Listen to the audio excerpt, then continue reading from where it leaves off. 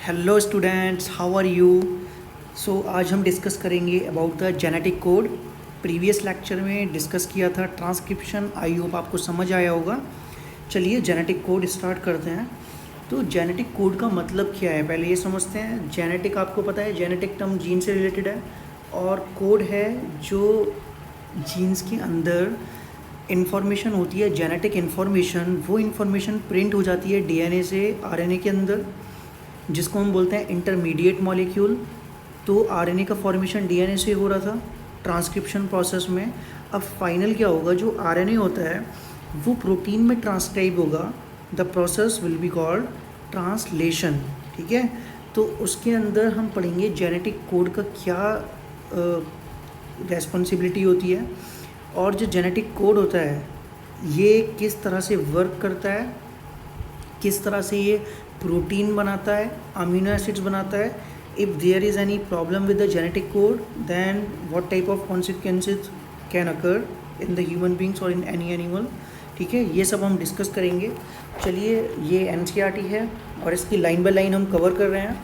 तो आपको दिख रहा है यहाँ पे क्लियरली कि during replication and transcription a nucleic acid was copied to form another nucleic acid.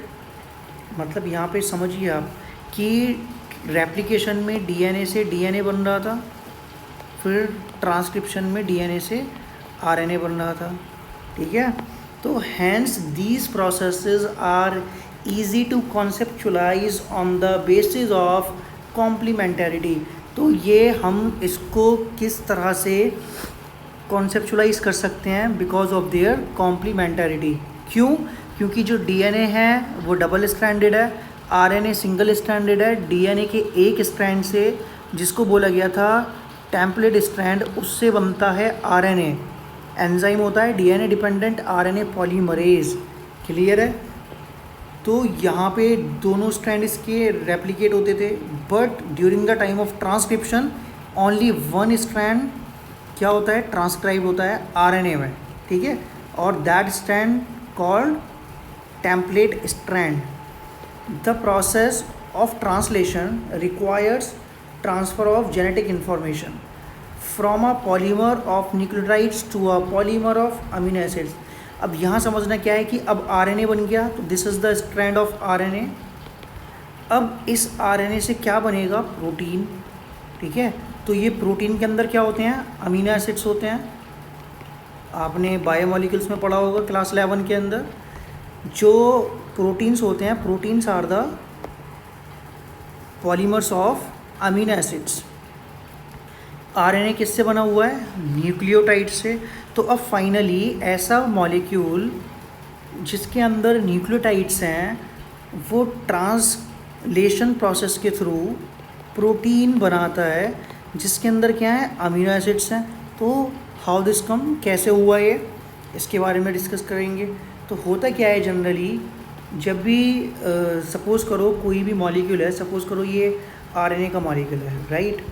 This is the molecule of RNA, और इस आरएनए के मॉलिक्यूल के अंदर आपको पता है कि बहुत सारे न्यूक्लियोटाइड के सीक्वेंस हैं। सपोज़ करो adenine, guanosine, cytosine, uracil, adenine, guanosine, cytosine, uracil, adenine, ये है। ठीक है, तो यहाँ पे ये सारे के सारे क्या हैं, दीज आर ऑल न्यूक्लियोटाइड्स, सब न्यूक्लियोटाइड्स हैं। बट जब ये प्रोटीन बनाएगा, ठीक है, प्रोटीन में सपोज़ करो कोई भी एग्जांपल ले लेते हैं, प्रोटीन ले लेते हैं केराटिन। केराटिन जो हमारे नेल्स में और हेयर्स में मिलती है, तो ये केराटिन किससे बना, आरएनए से बना। अब जो केराटिन है, केराटिन के अंदर तो ये न्यूक्लियोटाइड ऐसे नहीं होंगे एज इट इज़, इनके अंदर क्या होंगे, अमीनो एसिड्स। तो अमीनो एसिड कैसे बनते हैं, इन न्यूक्लियोटाइड सीक्वेंस से। कौन बनाता है, कौन इनको रीड करता है कि इसके अंदर कौन सी इन्फॉर्मेशन है। क्योंकि जो जेनेटिक कोड होता है वो ट्रिपलेट होता है। तो एक अगर अमीनो एसिड्स की बात करें, फॉर एग्जांपल AUG, ठीक है, यहाँ पे 3 आपको कोड दिख रहे हैं, 1 2 3। तो ये AUG बनाता है एक तरह का अमीनो एसिड जिसका नाम होता है मिथियोनाइन। ठीक है, मिथियोनिन बोलते हैं, मिथियोनाइन बोलते हैं। तो ये जो अमीनो एसिड है, कैसे पता चला, किसको पता चला कि अगर AUG आता है तो ये वाला अमीनो एसिड बनेगा। ठीक है, वही हम डिस्कस करेंगे जेनेटिक कोड के अंदर। Neither does any complementarity exist between nucleotides and amino acids. तो ये कहता है कि न्यूक्लियोटाइड्स के बीच में और अमीनो एसिड्स के बीच में किसी तरह की कॉम्प्लीमेंट्रिटी नहीं है, दोनों का अपना अलग रोल है। अमीनो एसिड्स का रोल प्रोटीन में है, न्यूक्लियोटाइड्स का रोल न्यूक्लिक एसिड्स में है। इट मे बी डीएनए और RNA. Nor could any be drawn theoretically, ना ही इनको थ्योरेटिकली ड्रोन किया जा सकता है। There existed ample evidences to support the notion that change in nucleic acids were responsible for changes amino acids in proteins। But ये एक support है, ये एविडेंसेस हैं कि अगर सपोज करिए यहाँ पे एक डीएनए का मॉलिक्यूल है, ठीक है, ओरिजिनली क्या है डीएनए का मॉलिक्यूल, और इस डीएनए के मॉलिक्यूल में सपोज करिए यहाँ पे AUG है जो कौन सा अमीनो एसिड बनाता है, बाद में जाके मिथियोनाइन बनाता है, ठीक है। अब यहाँ पे अगर ये यू की जगह पे A आ जाए या C आ जाए या फिर G आ जाए, कुछ भी आ जाए, तो उससे क्या हो गया, एक बेस के चेंज होने से जो अमीनो एसिड है वो भी चेंज हो जाएगा।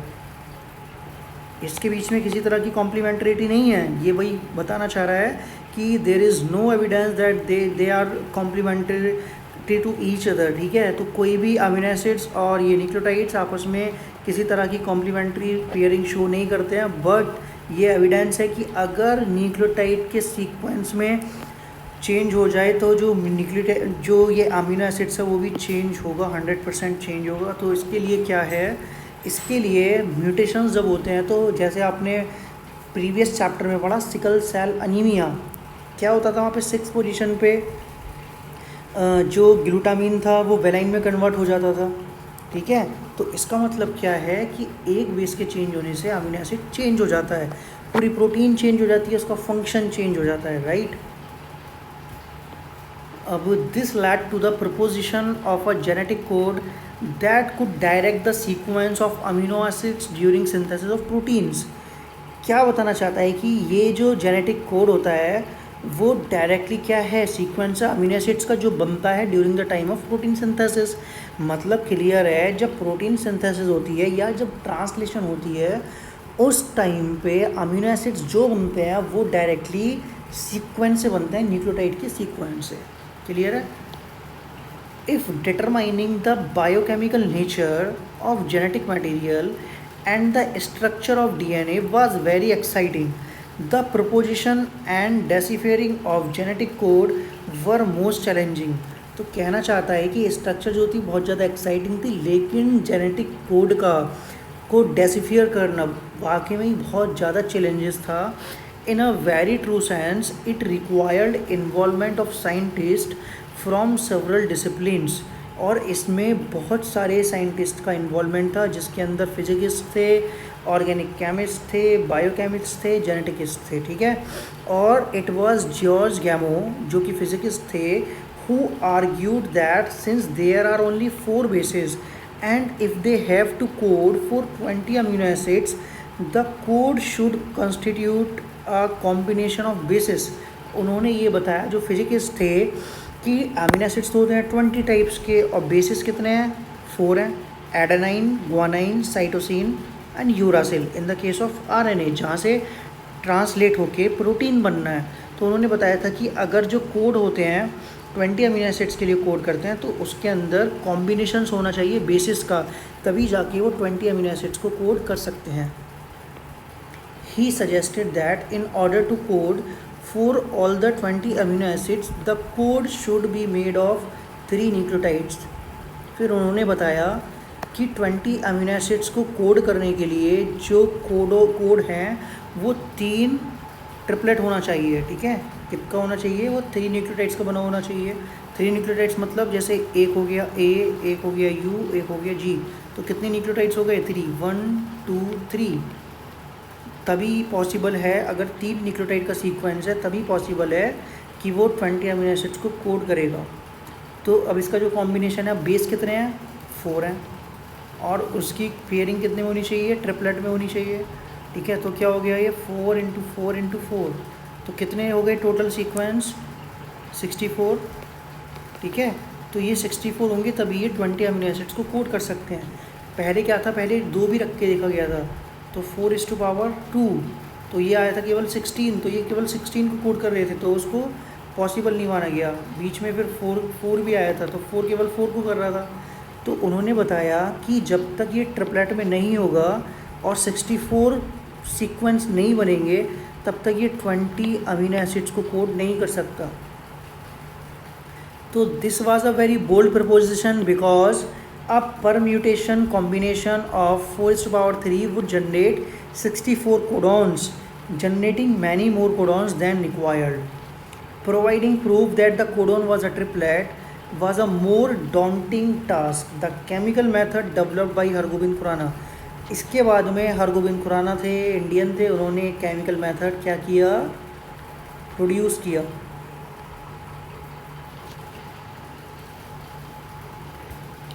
Instrumental in synthesizing RNA molecules with defined combinations of bases, उन्होंने होमोपॉलीमर्स को और कोपॉलीमर्स को डिज़ाइन किया। फिर दूसरे साइंटिस्ट मार्शल नीरेनबर्ग्स थे, उन्होंने फिर सेल फ्री सिस्टम के अंदर प्रोटीन सिंथेसिस को देखा और फाइनली हेल्प की कोड को डेसिफर करने में। फिर दूसरे थे एक साइंटिस्ट थे सीवियर ओकोआ, तो उसके अंदर जो एंजाइम था सीवियर ओकोआ एंजाइम, जिसको बोलते हैं polynucleotide phosphorylase, was also helpful in polymerising RNA with defined sequence in a template independent manner. इसको बोला गया enzymatic synthesis of RNA. Finally a checker board for genetic code was prepared, और उसके लिए फिर एक जेनेटिक कोड को prepare किया गया, वो ये जेनेटिक कोड है। ऐसे जेनेटिक कोड में क्या होता है जनरली, सपोज़ करो ये हो गया अपना जेनेटिक कोड,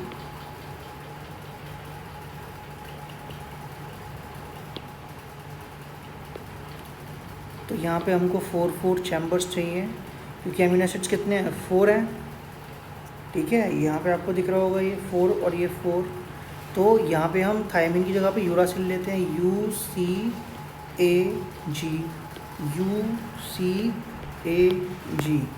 और यहाँ पे क्या लिखते हैं, जो लास्ट वाला था यहाँ पे हम एक साथ लिखते थे 4 को एक कॉलम के अंदर, UCAG,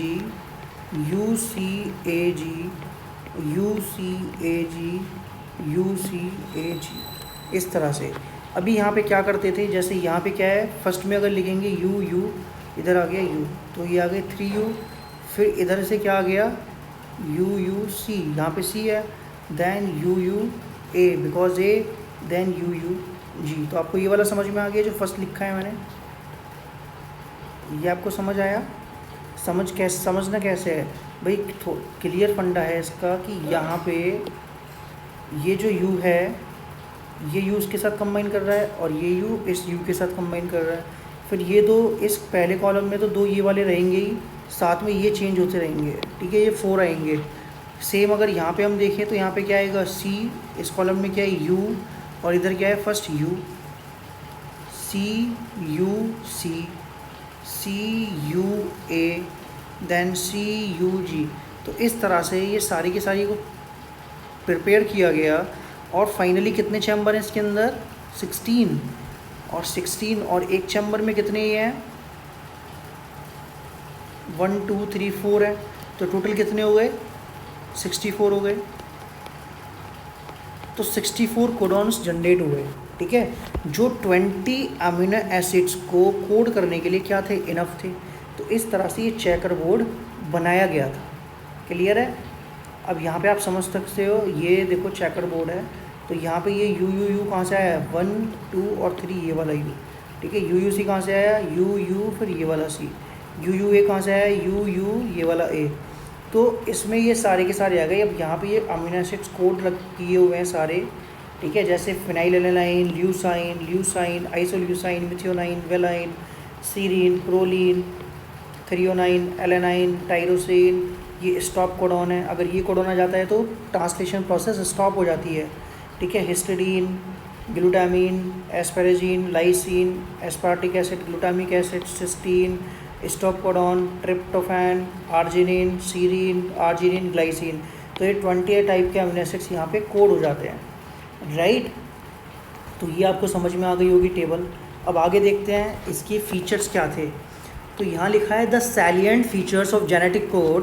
पहला वाला जो पॉइंट है इसमें, the code is triplet, 61 codons code for amino acids and 3 codons do not code for any amino acids. 64 में से आउट ऑफ 61 आउट ऑफ 64 क्या थे जो एक प्रॉपर अमीनो एसिड को कोड करते थे, बाकी 3 कोडॉन ऐसे थे जो किसी अमीनो एसिड को कोड नहीं करते थे, इनको बोला गया स्टॉप कोडॉन। कैसे पता चलेगा ये? उल्लू आया गया, उल्लू गया आया, उल्लू गया गया, ठीक है। तो यहाँ पे आपको दिख जाएगा उल्लू आया आया, उल्लू आया गया, उल्लू गया आया, ठीक है। उल्लू यहाँ पे आएगा आया आया। तो यहाँ पे आपको समझ में आ गया। या फिर आप ऐसे समझ सकते हो इनको 3 अगर आपको याद रखने हैं ये स्टॉप कोडॉन, तो कैसे याद रख सकते हो उनको? You are away, you are gone, you gone away, तो 3 हो जाते हैं। You are away, you are gone, you gone away, ठीक है। तो 3 है ये, जिसमें आप ऐसे भी समझ सकते हो उल्लू आया आया, उल्लू आया गया, उल्लू गया आया। क्लियर है? ये याद करने का एक फॉर्मूला है। और एक कोडॉन ऐसा है जो अमीनो एसिड के साथ साथ इनिशिएशन का वर्क भी करता है, वहीं से ट्रांसलेशन स्टार्ट होता है, that is AUG, this one. इसको हाईलाइट कर देता हूँ, दिस वन। इसको बोलते हैं मिथियोनाइन या फिर इनिशिएटर। तो बाकी हम पढ़ते हैं। Hence they function as stop codons. तो ये जो तीनों बताए हैं 1 2 3 स्टॉप कोडॉन की तरह वर्क करते हैं। सेकंड फीचर देखते हैं इसको का, 1 codon codes for only 1 amino acid, hence it is unambiguous and specific. अब इसको समझिए, एक कोडॉन केवल एक अमीनो एसिड को ही कोड करता है, इसीलिए इसको बोलते हैं स्पेसिफिक होते हैं अमीनो एसिड सीक्वेंस और अनएम्बिगियस होते हैं। तीसरा, कुछ अमीनो एसिड्स जो होते हैं वो मोर देन 1 कोडॉन के थ्रू कोड होते हैं, ठीक है। Hence the code is degenerate, और कोड कैसा है? डी जनरेट है। जैसे यहाँ पे आपको क्या दिख रहा है? ल्यूसाइन। तो ल्यूसाइन एक अमीनो एसिड है, ल्यूसाइन क्या है? एक अमीनो एसिड है ये, बट ये किसके थ्रू कोड हो रहा है? मोर देन 1 कोडॉन के थ्रू। तो ल्यूसाइन को कोड करने के लिए कितने यहाँ पे कोड दिख रहे हैं आपको? 4। एक ये गया, 2 3 4, ठीक है। तो इसलिए कैसा है? डी जनरेट है। और ये अनएम्बिगियस और स्पेसिफिक क्यों है? बिकॉज एक कोडॉन केवल एक ही अमीनो एसिड को कोड करता है। जैसे UUG है तो केवल ल्यूसाइन को करेगा, ऐसा नहीं है कि किसी और अमीनो एसिड को कोड कर दे, इसीलिए this is specific. Point number 4, the codon is read in mRNA in a continuous fashion.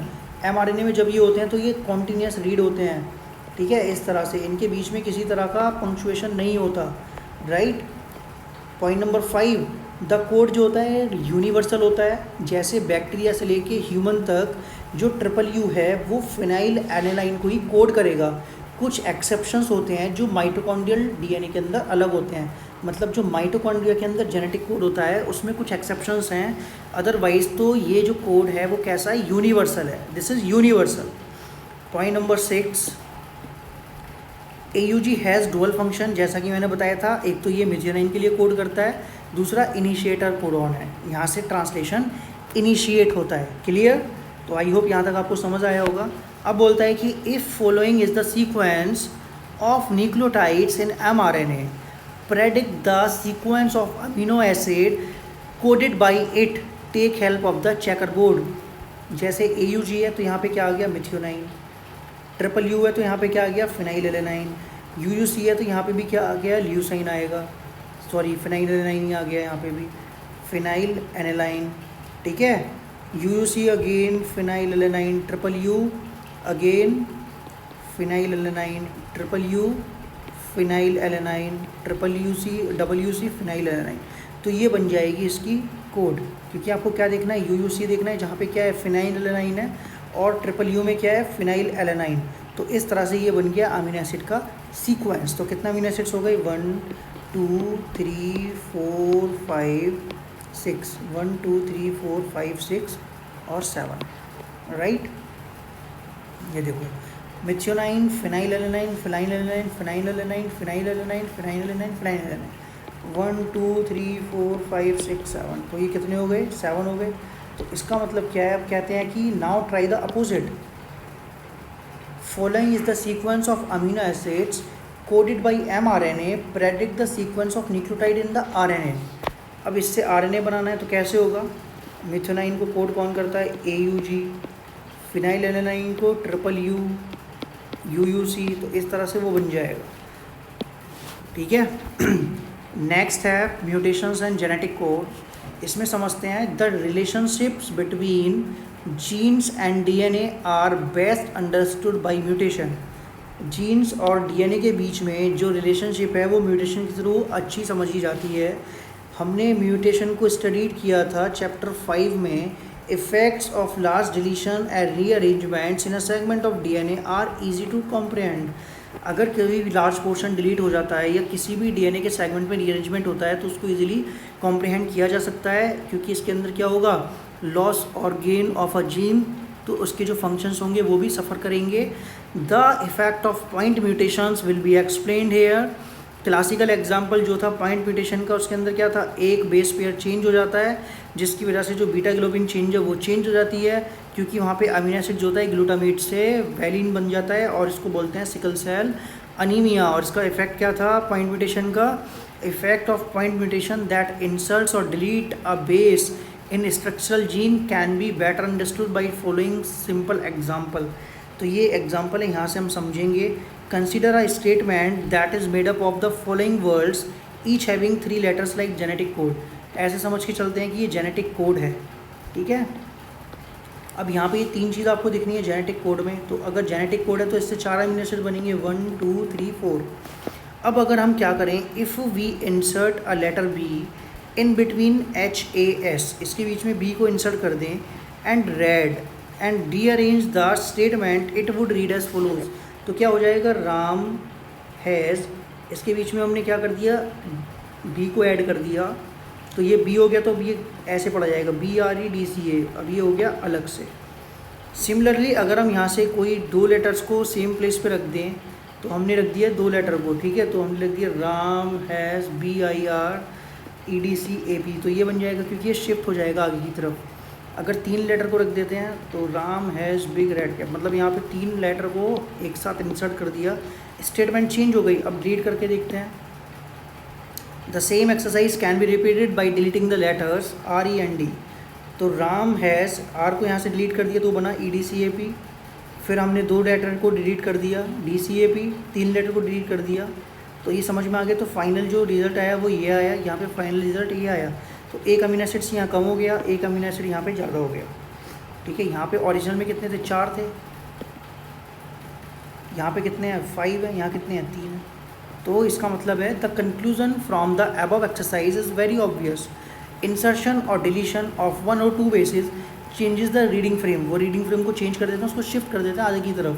ठीक है। इंसर्शन और डिलीशन ऑफ 3 और इट्स मल्टीपल बेसिस इंसर्ट और delete 1 or multiple codon, hence 1 or multiple amino acids and reading frame remains unaltered from that point onwards. Such mutations are referred to as frame shift।